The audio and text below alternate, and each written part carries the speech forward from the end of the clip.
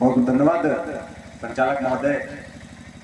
सबसे पहले अपनी बात को शुरू करने से पहले विश्व को मानवता का संदेश देने वाले करुणा के सागर, दया के भंडार तथागत गौतम बुद्ध के चरणों में नमन करता हूँ, वंदन करता हूँ, नमन करता हूँ। अभी हम लोग जिनकी जयंती मनाते थे, मना के आए हैं माघी पूर्णिमा को 12 तारीख को, संतों के संत रविदास जी के चरणों में नमन करता हूँ। विश्व रत्न बोधिसत्व बाबा साहब डॉक्टर भीमराव अम्बेडकर के चरणों में और नमन करता हूँ हमारे रहबर मानवर साहब श्री कांसीराम जी के चरणों में, जिनकी बदौलत हम अपने महापुरुषों को जान पाए, हमारा समाज आज शासक बनने की ओर चलता है।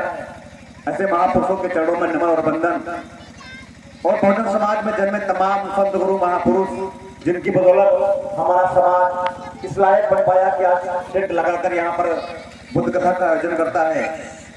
और धन्यवाद देता हूँ यहाँ की टीम का, कमेटी का, जिन्होंने ये पहली बार इस गांव में बुद्ध कथा का आयोजन किया, जिससे गीत संगीत के माध्यम से हमारे महापुरुषों की विचारधारा आप तक पहुंचे और आप सब लोग महापुरुषों की विचारधारा पर चलकर अपने समाज और अपने बच्चों का भविष्य उज्जवल बनाने का काम करें। धन्यवाद देता हूं। सतीश प्रकाश बौद्ध जी का बड़ी मेहनत करते हैं। ये पूरे देश में गीत संगीत माध्यम से हमारे महापुरुषों की विचारधारा जन जन तक पहुंचाने का काम करते हैं। सतीश प्रकाश बौद्ध जी और उनकी पूरी टीम को बहुत धन्यवाद, साधुवाद आपको। मैं अपनी बात शुरू करता हूं। अभी 23 तारीख को जिनकी जयंती थी, संत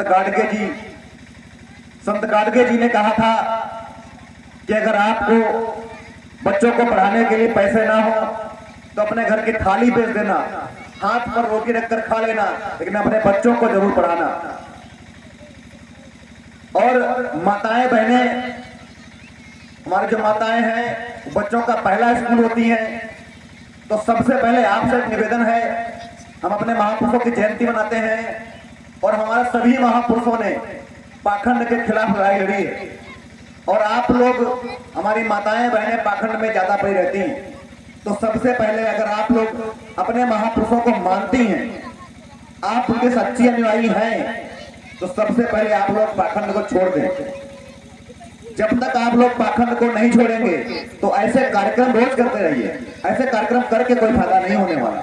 जब तक आप अपने पाखंड को नहीं छोड़ेंगे, उस पाखंड में बर्बाद किए गए पैसे को बचाएं, अपने बच्चों की शिक्षा में लगाएं, तब महापुरुषों को सच्ची श्रद्धांजलि होगी।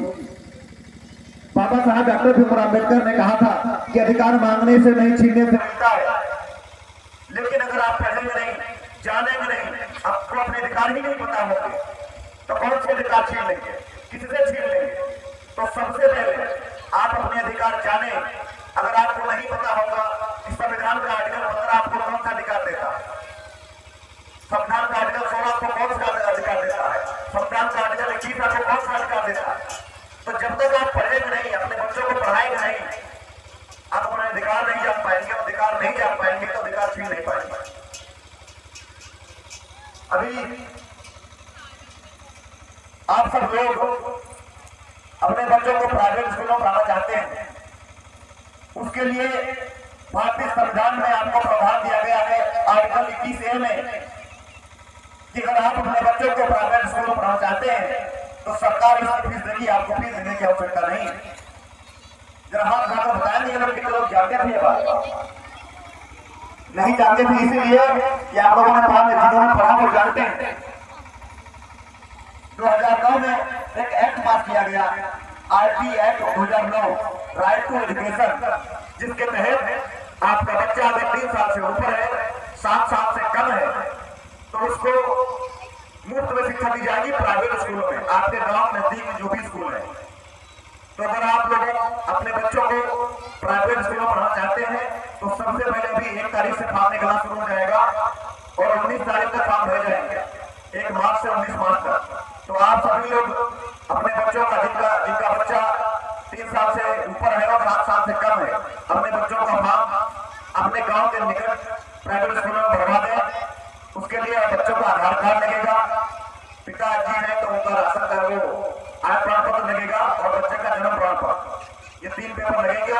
अगर कोई दिक्कत आती है तो भीम आर्मी की किसी भी कार्यकर्ता से आप संपर्क करें। भीम आर्मी जिम्मेदारी लेती है आपके बच्चे का निःशुल्क एडमिशन आपके नजदीक के प्राइवेट स्कूलों में करवाएगी। बाबा साहब डॉक्टर भीमराव अम्बेडकर ने जो आपको अधिकार दिया, जिन अधिकार के लिए उन्होंने अपने 4 बच्चे कुर्बान कर दिए, आप जानते हो आपके अधिकार क्या क्या? बाबा साहब ने आपको 2 वोट का अधिकार दिया था। 2 वोट का अधिकार कहां से मिला, कब मिला, और फिर आप अगर आपको अधिकार मिला तो आप 2 वोट क्यों नहीं डाल पाते हैं? मैं 2 बात भी आपको बताकर अपनी बात को समाप्त करूंगा। 1932 में जब बाबा साहब डॉक्टर भीमराव अम्बेडकर गोलमेज सम्मेलन में जा रहे थे लंदन को, जब बंदरगाह पर पहुंचे तो वहीं पर उनके बड़े भाई आनंद आकर कहते हैं कि हे अम्बेडकर, तुम लंदन जा रहे हो और यहाँ पे सबसे प्रिय बेटा तुम्हारा, जो तुम्हारा सबसे प्रिय बेटा था राजरतन, उसका देहांत हो गया है, तो कम से कम अपने बच्चे का अंतिम संस्कार करके जाओ। तो बाबा साहब डॉक्टर भीमराव अम्बेडकर ने जो जवाब दिया, कहा भैया अगर मैं रुकता हूँ अपने बच्चे का अंतिम संस्कार करता हूँ तब भी मेरा बेटा जीवित नहीं होगा, लेकिन अगर मैं गोलमेज सम्मेलन में लंदन नहीं पहुंचा तो हमारे करोड़ों बेटे जीते जी मर जाएंगे। और वो करोड़ों बेटे कौन थे? वो आप और हम थे। हमारे आपके लिए बाबा साहब लंदन गए, अपने बेटे का अंतिम संस्कार नहीं किया और आपके लिए अधिकार लेकर आए वहां लंदन से, जिसको कहते हैं कर्नल अवार्ड। कर्नल अवार्ड के तहत आपको 2 वोट डालने का अधिकार था और आपको प्रथम निर्वाचन क्षेत्र का अधिकार था। ये अधिकार बाबा साहब आपको आए, इन अधिकारों के लिए बाबा साहब ने अपने 4 बच्चे कुर्बान कर दिए। लेकिन इस देश के कुछ चंद चालाक लोगों को ये बात हजम नहीं हुई और तो पसंद नहीं आया। वो जानते थे कि अगर इस बहुजन समाज को 2 वोट का अधिकार मिल गया और ये 2 वोट डालने लगा तो ये बहुजन समाज इस देश का शासक बन जाएगा, जो कि हमारे वहां पहुंचाते थे। तो चालाकी के तहत इस देश के कुछ लोगों ने बाबा साहब डॉक्टर भीमराव अम्बेडकर से पूना पैक्ट समझौता किया। क्या था पूना पैक्ट समझौता? पूना पैक्ट समझौता में यह था कि आप जो इस बहुजन समाज के लिए 2 वोट का अधिकार है वो छिन जाएगा, इस समाज को केवल 1 वोट डालने का अधिकार रहेगा। वहां से आपका 1 वोट का अधिकार छिन गया। लेकिन धन्य है ऐसे महापुरुष बाबा साहब डॉक्टर भीमराव अम्बेडकर, वो इतने दूरदर्शी थे, वो जानते थे कि अगर हमारे समाज को 2 वोट का अधिकार नहीं मिला तो उसके बदले में कुछ तो हमारे समाज को चाहिए, वरना हमारा समाज जिस स्थिति में जी रहा है वैसे ही हमारे समाज को जीना पड़ेगा। समाज की मुख्य विचारधारा में हमारा समाज नहीं आ पाएगा, बराबरी में नहीं आ पाएगा। तो बाबा साहब ने कहा कि अगर हम अपने समाज का 1 वोट का अधिकार आपको वापस करते हैं या नहीं लेते हैं, उसकी बदौलत, उसके बदले हमारे समाज को आरक्षण देना होगा। वहां से पूना पैक्ट से इस समाज को आरक्षण का प्रावधान मिला, तब जाकर आपको आरक्षण मिलता है, तब जाकर हमारा समाज के बच्चे आरक्षण पाकर, आरक्षण से पढ़कर और नौकरी लेते हैं। और अपने समाज से एक बात कवर करना चाहता हूँ, अरुण भाई ने भी बताया कि अपने बच्चों को सिर्फ और सिर्फ नौकरी के लिए न पढ़ाएं। अगर आप पढ़ा लिखा कर अपने बच्चों को सिर्फ और सिर्फ नौकर बनाना चाहते हैं तो आप अपने महापुरुषों को सपना पूरा करना नहीं चाहते। और नौकरी से अच्छे भी कुछ ऐसे काम है जिससे आप अपने बच्चों का, अपने परिवार को चला सकते हैं। और उदाहरण के तौर पर मैं आपके सामने खड़ा हूं। 2015 में मुझे नौकरी मिली थी, सरकारी नौकरी थी। 1.5 साल नौकरी करने के बाद मैंने नौकरी छोड़ दी। मैं कहीं से अपने परिवार को नहीं चला पा रहा हूं। तो अपने बच्चों को सिर्फ और सिर्फ नौकरी के लिए न पढ़ाएं, अपने बच्चों को व्यापार कराएं और अपने बच्चों को नेता भी बनाएं।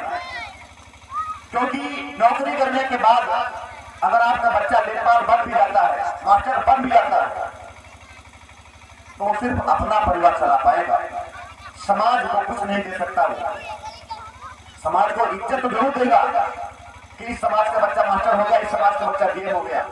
लेकिन अगर आपके समाज का बेटा सांसद बन गया, विधायक बन गया, तो पूरे समाज को वो जो चाहे, जो अधिकार चाहे, क्योंकि सारे अधिकार कहां से बनते हैं, सारे नियम कहां से बनते हैं देश के? संसद भवन से। तो अगर आप ये समाज के लोग संसद में होंगे तो जो भी कानून पास किए जाएंगे वो आपको भलाई के लिए पास किए जाएंगे। अभी आज बाराबंकी में वकीलों का धरना था। क्यों धरना था? क्योंकि एक कानून पास हो रहा है संसद में जिनमें वकीलों का अहित हो रहा है, तो सारे वकील धरने पर हैं। और क्यों धरने पर हैं? वो भी हमारे महापुरुषों को मानते हैं। हमारे महापुरुष मनोहर कांशीराम साहब ने कहा था कि अगर आपकी ताकत संसद भवन में ना हो तो आपकी ताकत सड़कों पर दिखाई देनी चाहिए। और ये प्रमाण है 2 अप्रैल 2018 कि जब हमारा समाज सड़कों पर आया तो सरकार को घुटने टेकने पड़े।